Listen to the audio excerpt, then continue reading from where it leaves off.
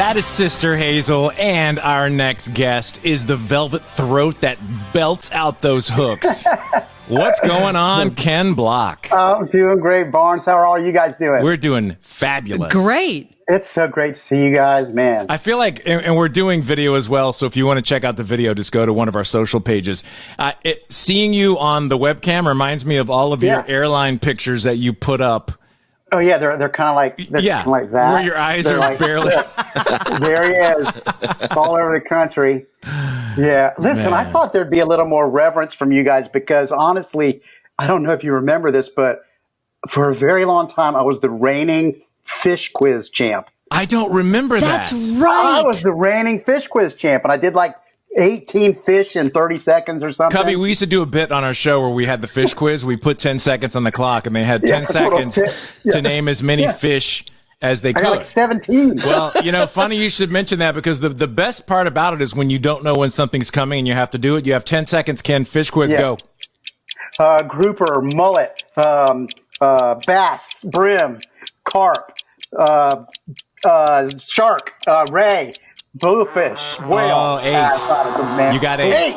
But wait a minute. How do we know if he's even right, though? You could be throwing out a couple that we don't even know. Because you get clever points. If you don't get it right, it's just... But do we know if he was the reigning champ? No, after all these years? Coolio was like the champ for a really long time. I don't know if that was before you or after you. I'm going to say yes. I'm going to say definitely. But you still get me. mad respect. My wife actually got me a fish ornament. So every year, I put it on the tree, and I get to relive the glory days of being the fish quiz champ. That's amazing. You've had glory years. Sister Hazel has been a fixture for so long, and I say that in a good way. Your voice is just made for the radio. I mean, it just is the perfect range. It fires through. I was just listening to. I put my Spotify on Sister Hazel and just let it roll, and so much great music. Thank you. I really appreciate it. It means a lot coming from you. And, I don't know how to classify our band. I let that always be left up to other people. I will say I remember early on, 99X started playing All For You. And I remember Brian Phillips at that time saying, that guy's voice could probably work better on country radio back then. And I thought, at that time, I was like, really? Maybe he's right. And that Brian Phillips went on to be the president of CMT. So he knew a few things, And Ken, I want to ask you, I worked at Z100 in New York City, the biggest pop radio station. And when you crossed over to pop, were you surprised about that? Oh, yeah. I mean, we were just kind of, we had a fingerprint, right? It's like these big kind of harmony. Look, it's like Simon and Garfunkel harmonies meet Southern rock slide guitars with kind of edgy stuff sometimes and folky stuff sometimes, but never pop. That never that wasn't anything in our minds ever. So that's, for 30 years now, I've been saying, I don't know what we are. I'll let smarter people than us figure that out. Did that ever wag the dog? Did it ever go where all of a sudden someone says something and then you go down a country path, and do you stay on that path or do you jump around? Well, I think for us, we try to follow the song, right? So you write a song and you bring it in and you go, what is the song asking to be?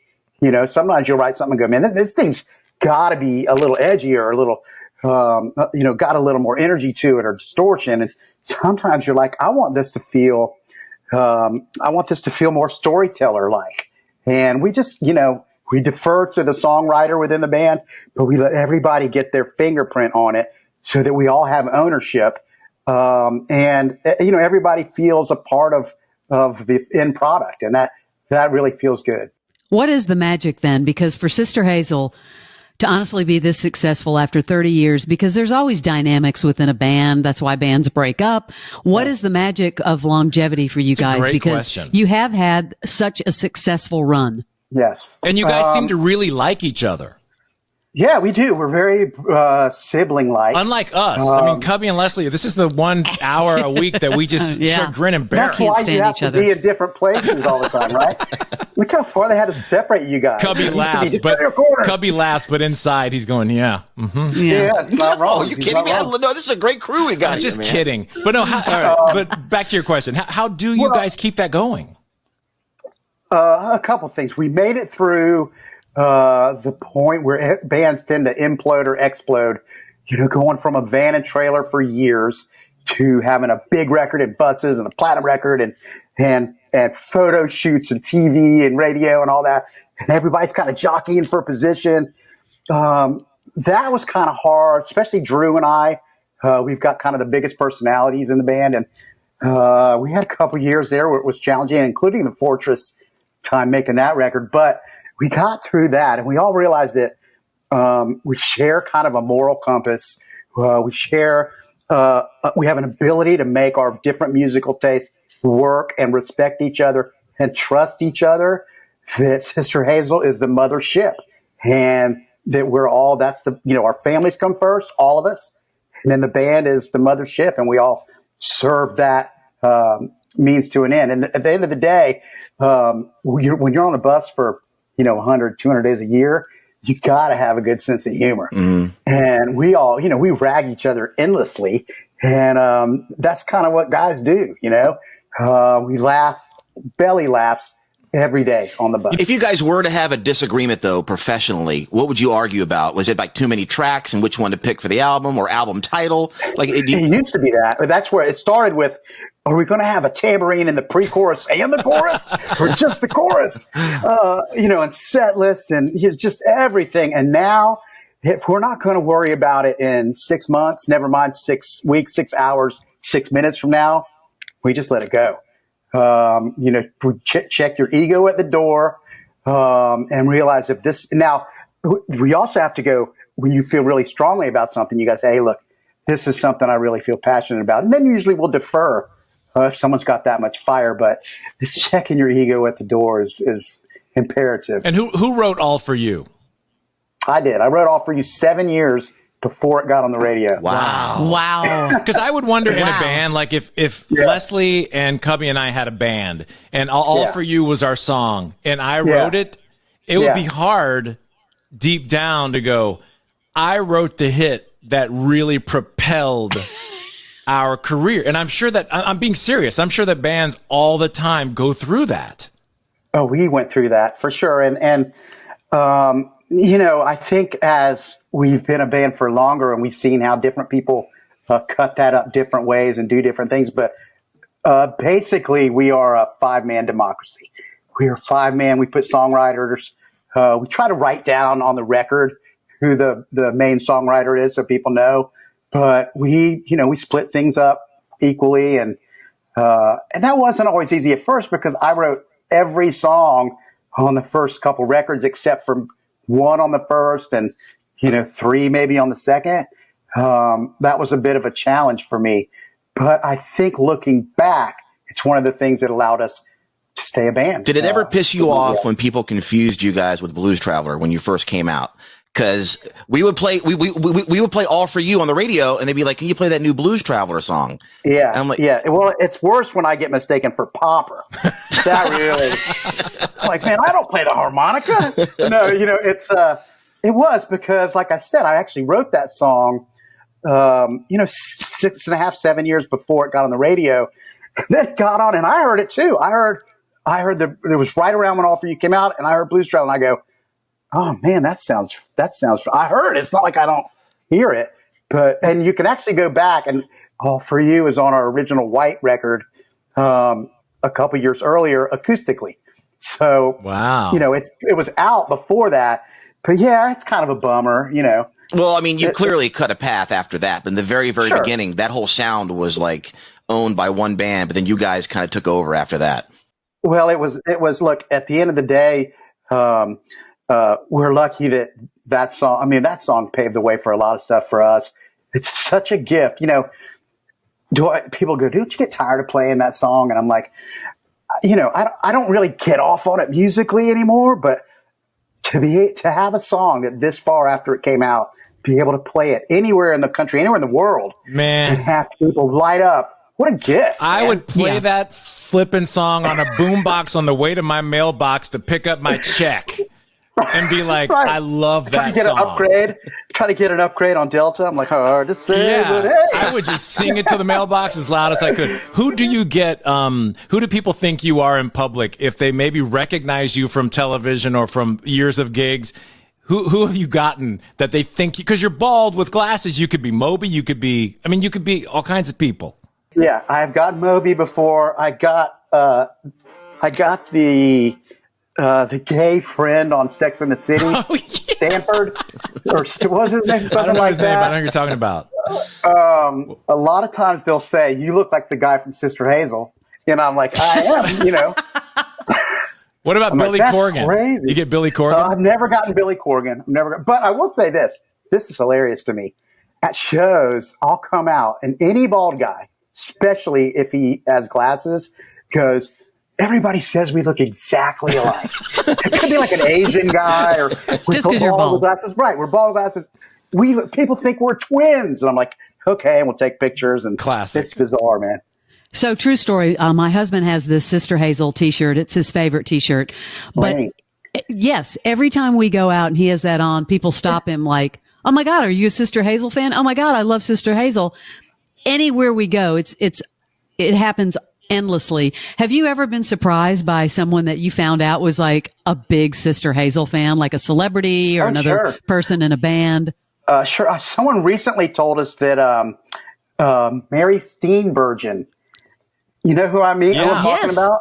Yeah, she's a songwriter. She writes songs too. She's a big songwriter. I will say the best for me was Taylor Swift when she, this was probably 4 years ago, maybe 5 years ago, maybe. She used to write lyrics down her arm to songs that she liked during her encore. She would come back out.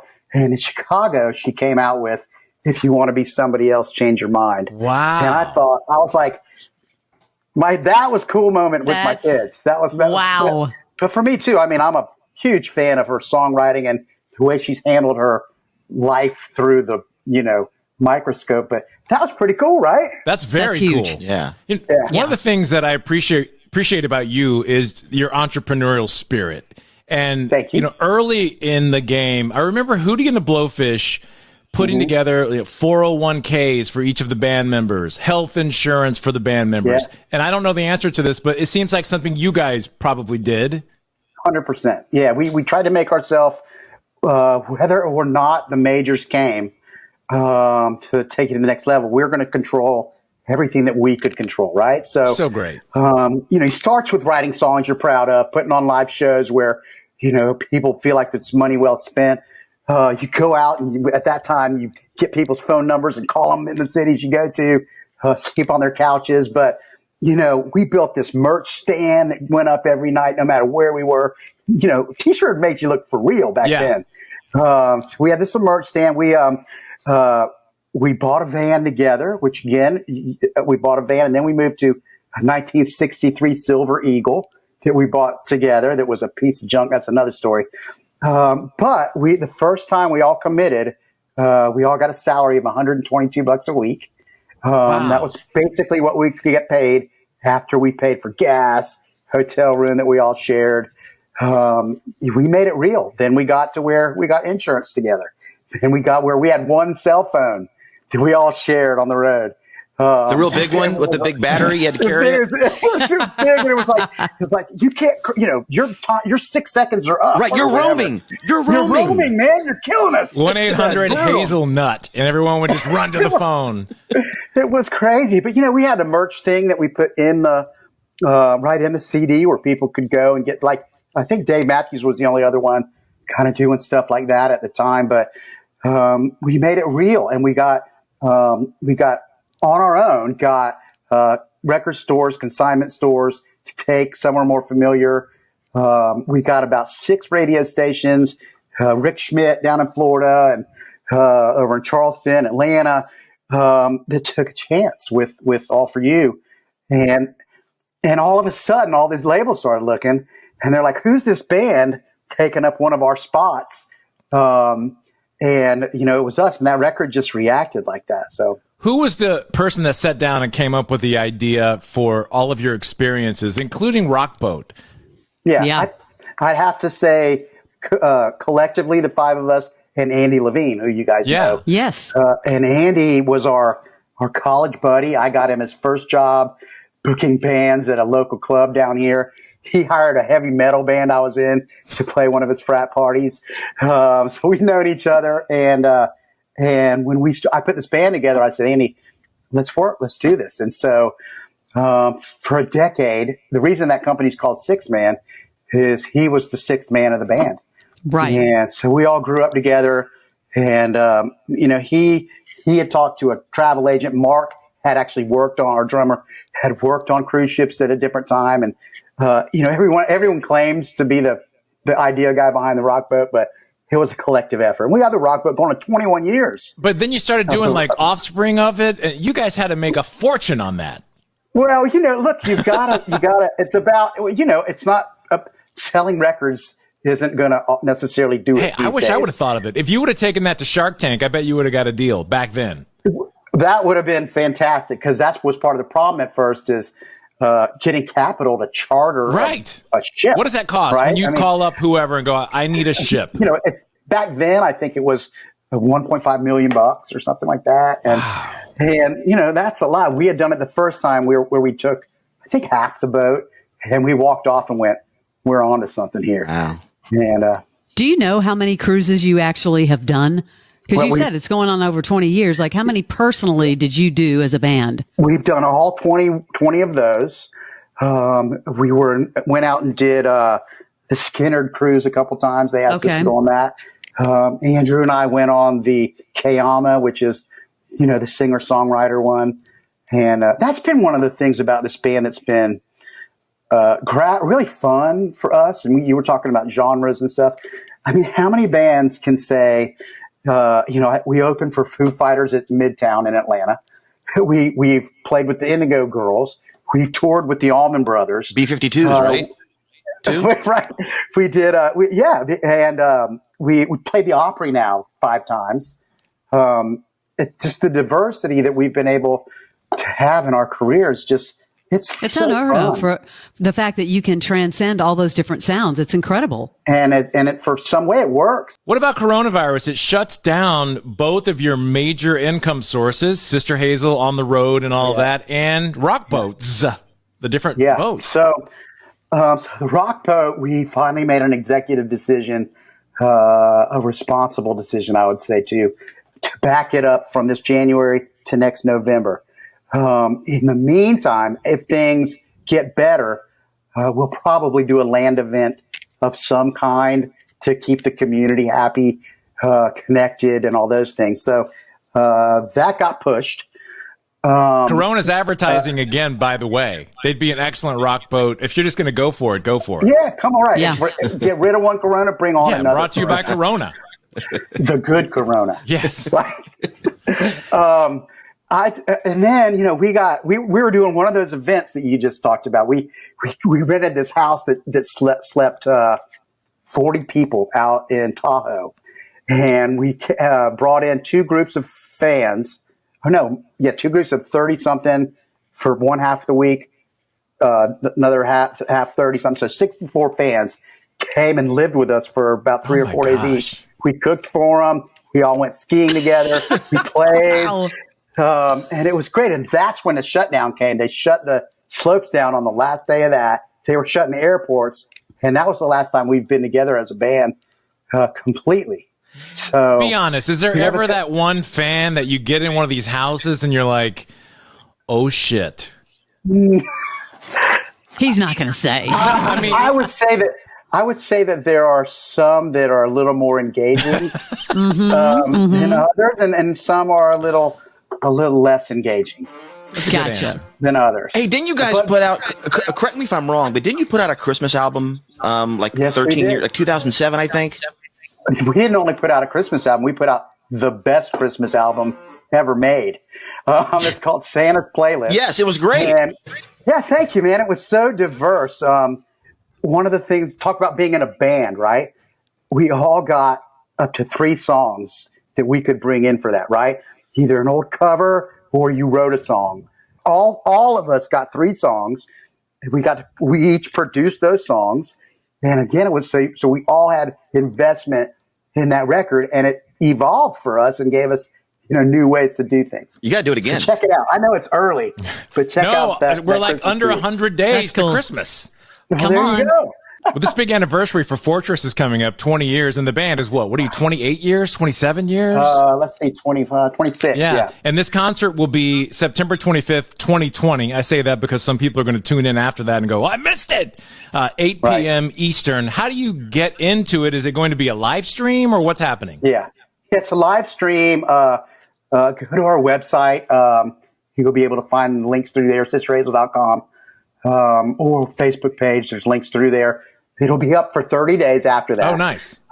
Because, if you're in England and it's 2 a.m, or even California where it's just 3 hours, some people just can't show up at that. So we're going to leave it up for 30 days.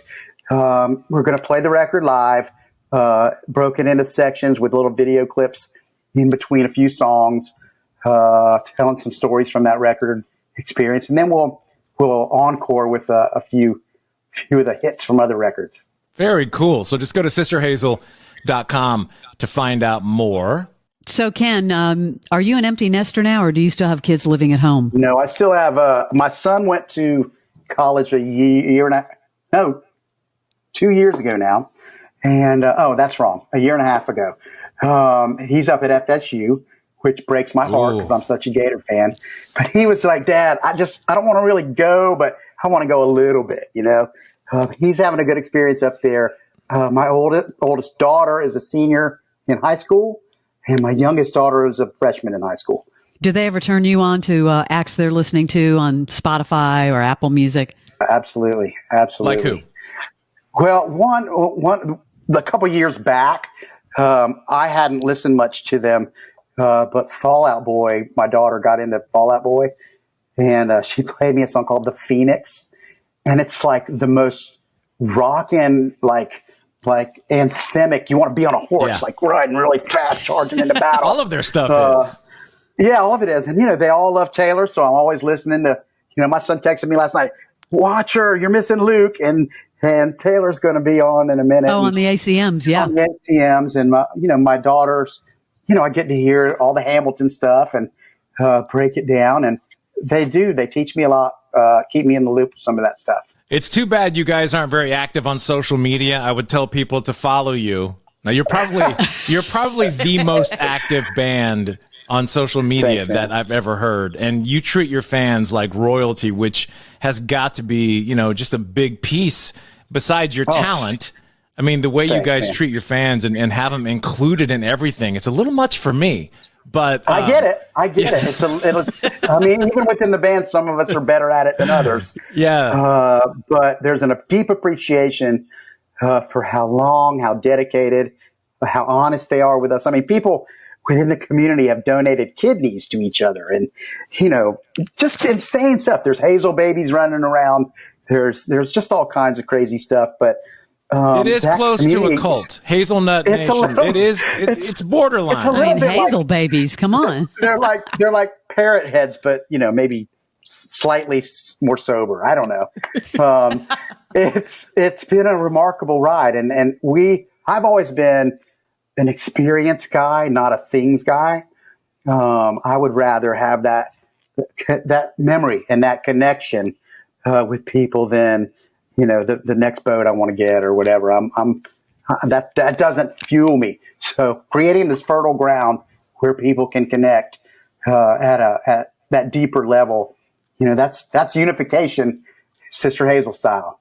And by the way, Sister Hazel, our namesake, who just passed away a couple years ago at 91, she was a black female minister who, regardless of race, religion, age, orientation, education, if you were down on your back, needed a place to dust off and regroup, she was there for you. And for me, it was in that spirit of unconditional regard for everybody that name meant something to me. So I never knew that. That's so cool. Wow, I didn't. That's pretty amazing. Cool, right? Yes, pretty cool. And so, look, to play a role in getting people of all stripes together around a common love, and to see that we cross over. There's a lot of crossover in us folks, and to be able to facilitate that.